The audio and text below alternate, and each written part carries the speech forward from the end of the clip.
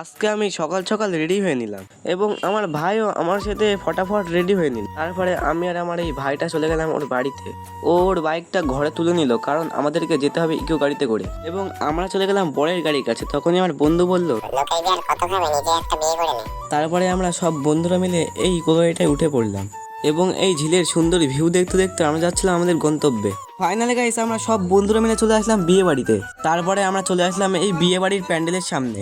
আমরা সবাই যাচ্ছিলাম পাত্রীর বাড়ির দিকে। তারপরে আমরা বন্ধুরা মিলে একটা চেয়ারে বসে পড়লাম। আমার এই দাদাটার বিয়ে পড়ানো হয়ে গেলে আমরা চলে গেলাম খেতে এবং প্যান্ডেলে এসে আমি একটা চেয়ারে বসে পড়লাম। প্রথমে আমাদের প্লেটে দিল গরম গরম পুরি, আর কিছু দেখালাম না, না হলে তোমাদের লোভ লেগে যাবে। তারপরে আমরা খাওয়া সেরে এই গ্রামটা ঘুরতে চলে গেলাম। যখনই আমরা রাস্তা দিয়ে যাচ্ছিলাম তখন এই ছাগলগুলো বললো এবং আমরা রওনা দিলাম বাড়ির উদ্দেশ্যে এবং আমি হাঁটতে হাঁটতে বাড়ি চলে আসলাম। সো গাইস, এই ছিল আজকের ব্লগ। যদি ভালো লেগে থাকে তাহলে লাইক, কমেন্ট, শেয়ার এবং সাবস্ক্রাইব করে পাশে থাকবেন। দেখা হচ্ছে নেক্সট ব্লগে। Tata, bye bye.